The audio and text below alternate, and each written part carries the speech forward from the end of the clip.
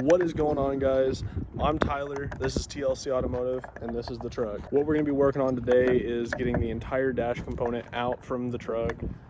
It's quite a lengthy process.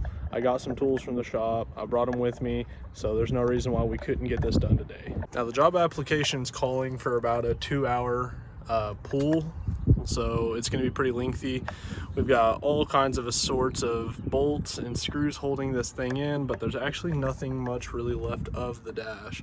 I took the radio component out.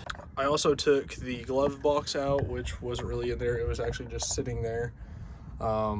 We have to get all the stuff off the top of the dash. Now, one thing I do have to do is get the steering column dropped. That is a must. There's a pretty lengthy process on getting this dash pulled. Like I said, it calls for about a 2-hour process. I watched some videos, I did some brush up work on it. It's very doable with one person, but I have to get this done. There is already quite a bit gone. The radio head unit is gone. I took the glove box out because it already was not there.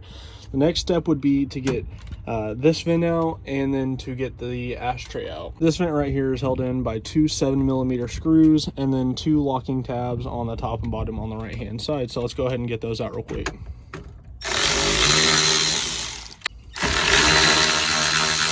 All right, now that we have those out, we can go ahead and pop these tabs out on this side. One there, one there. All right, guys, the next thing to do is going to be taking the ashtray out. It's held together with four 7mm screws, two on the bottom and two here on the top. So let's get that taken out.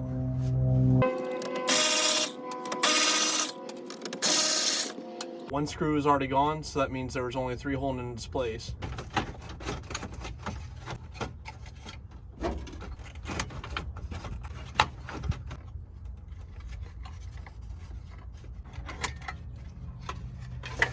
All right, guys, and just like that, the ashtray is out.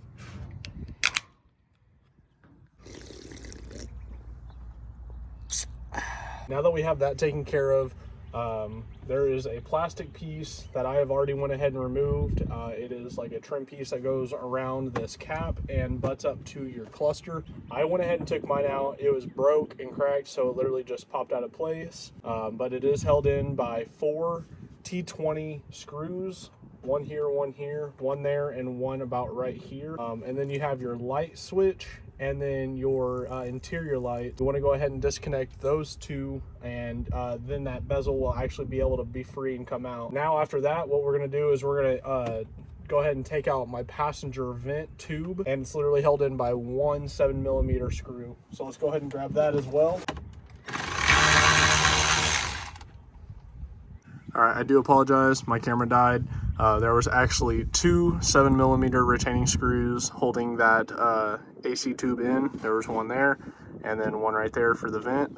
And then you'll pull it out, and it's literally just held in with friction around that tube right there. So the next step is going to be to actually get the gauge cluster out.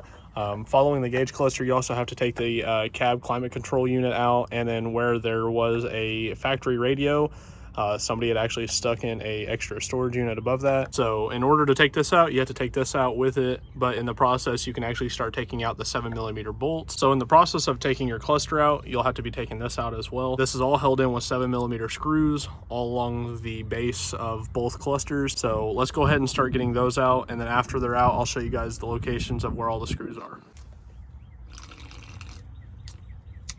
So with this also being an older truck, a lot of my plasticware is broke. There are 2 retaining screws on this side of the climate control that are broke off. With old trucks comes wear and tear, so it's pretty normal. All this stuff's getting replaced eventually, so it's all right.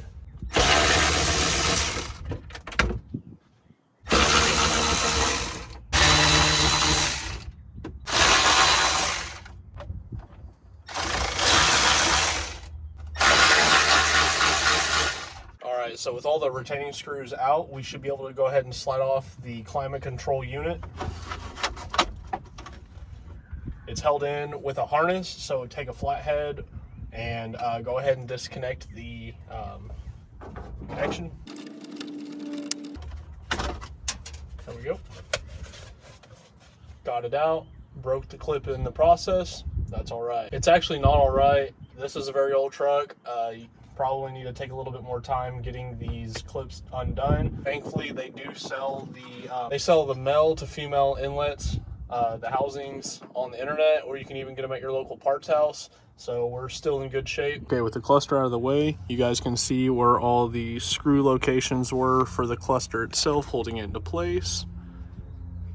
Now that the cluster is gone, we're going to take the cluster pod off, and that is literally just held in with 7 mils all the way around, and this will literally separate. As you can see, a couple of them that were used for previous things actually helped keep this in place, so there's not very many of them. The majority of this dash is 7 millimeters, so the takedown process is extremely self-explanatory. Once we get this pod off, it's actually going to be the hood latch, and that's just held in by another 2 7mm screws. So let's get this pod off and then get the hood latch off as well.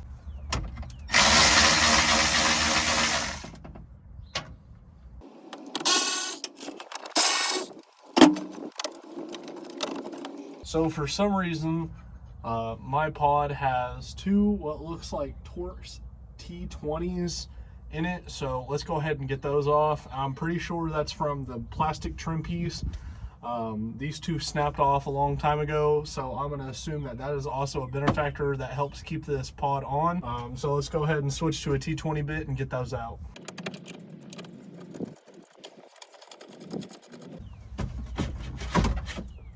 And just like that, the pod came off. Now what we're going to do is we're going to go ahead and get the hood latch off while we're here. Like I said, 2 7mm screws, and it should drop.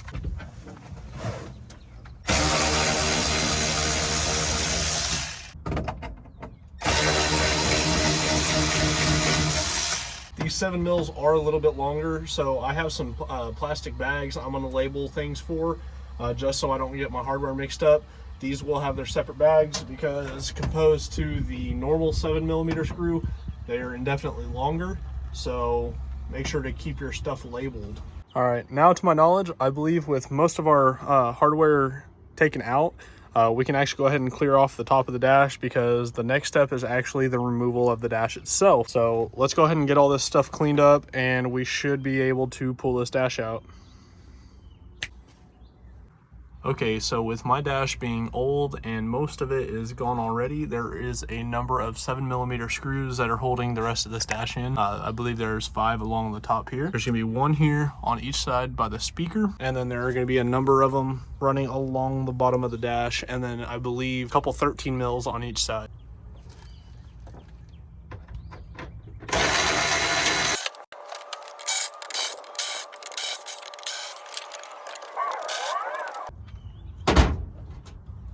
So the speaker screws are longer as well, so don't forget to label those so they go back to the correct spot.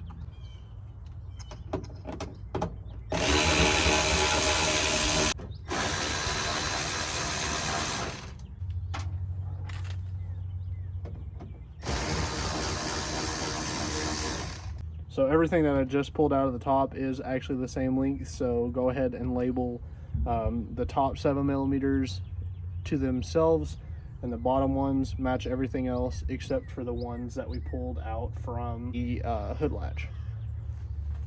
All right, so if we come up under the dash, right there is 1 13mm, and across from the other is going to be another 13mm. Those are going to be in there really tight. That is what actually bonds the dash to the metal frame under this dash. So go ahead and break those loose, get those out, and we should have a lot of movement in the dash after this. Label your bolts. All right, now that we have the 13s out, your dash should be able to do this. All that comes next is feeding all your wiring through the old dash. There are clips under there that you're gonna have to disconnect. That goes to the instrument cluster, and after that you should be able to be ready to pull it. So I do apologize, I actually forgot about this little light right here. There is a 7mm holding it on one side, and then a 7mm right here we're gonna have to take out. And then there are also a 7mm here holding this vent in, and then a 7mm behind that pillar right there as well. So let's go ahead and get those out.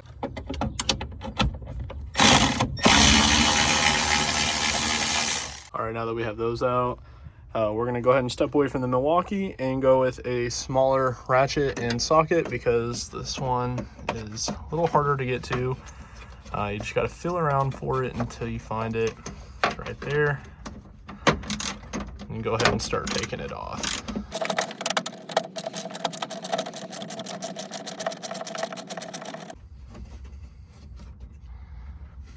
And now with that one out, you have one in the exact same spot just across the ways, right behind this pillar. Should be about right here. Let's go ahead and get that out as well. With those screws out, now your dash should be fairly free. I gotta go over here, go back to the instrument cluster area and get those metal clamps off of the back, and we will be ready to slide this thing out. This thing's kind of whooping my tail a little bit, but you can see we got a majority of it taken off. Like, she's ready to just come on out. She's tired. There are a couple things you have to take apart, like this channel runs your harness across to this side of the truck. They're just retaining clips. Those will come right out. And then I got to get the fuse box out, which it just slides right on out. I'm gonna work on getting this little channel done so I can get all my wires out. This side can completely drop and I can lift this side up. I'll show you guys the fuse box. Retaining clip there, retaining clip there, one on the top and one on the bottom. You push it out, she comes right out. Fold that back, hunky-dory. Now we just have to get the wiring bezel tunnel, and this thing is ready to lift out. And then of course you'll feed all your wires and stuff through the gaping holes. You know, just take it, push it.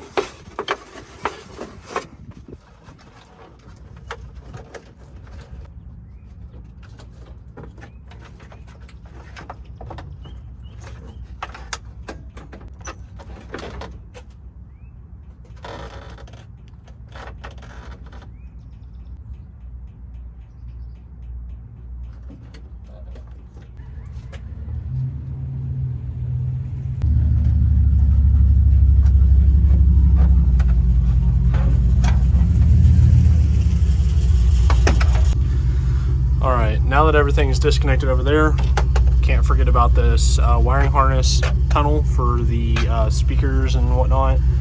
I already went ahead and did this side. You just want to get yourself a flathead, get in between this lip right here and just pop it up. I saved this little part right here for you guys. It's kind of tedious. It is kind of stubborn, but it's not fragile by no means. You just get in there, roll your flathead until that lip just comes out of its little resting place. And I gotta just persuade it a little bit to pop on out, kind of like that right there. And you lift up and then it should pop right on out. Now that that's free, you just open it up, grab all your wires, put them on top like that. And that's the end of that. You got a retaining clip here for the glove box light. Just get under there with the flathead, lift up on that tab and pull the connector out. Then on this side you have your speaker connectors. Go ahead and pull those off. This side's complete. So there is actually two more bolts behind the cluster. Currently outside of the window, trying to get a better view of it. They are two 10mm, those silver ones right there. That's what holds the gauge cluster board on. We got to get those out. I'm gonna go ahead and just zip it out real quick because it would be kind of hard to record it and get them out at the same time. So let me go ahead and grab those out and we will continue with this project.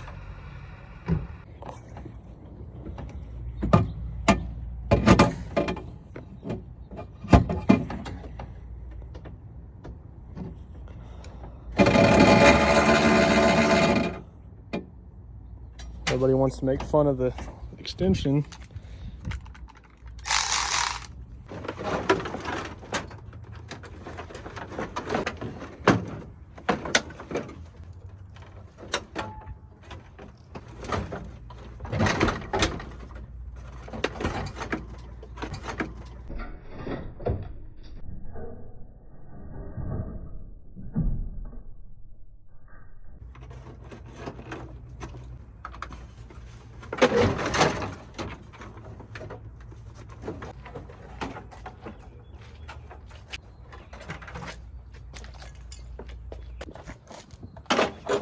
All right, everybody, there it is. It probably wasn't the prettiest takeout, but the dash is completely gone.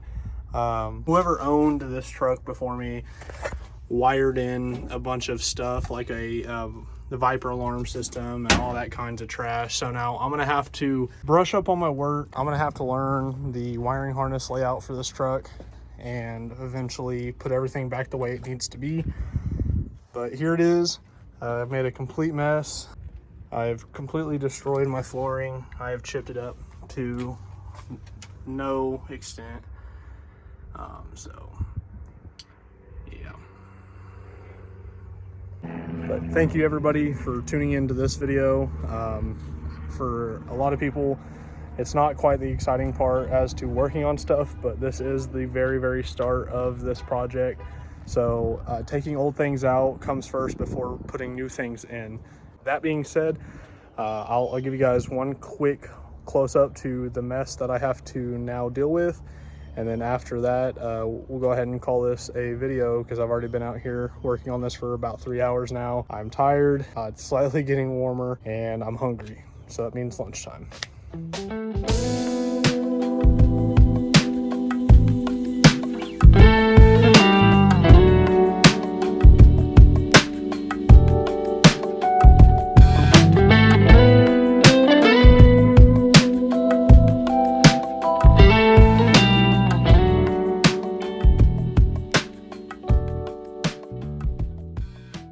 There you have it, guys. That is what is to come in the next video.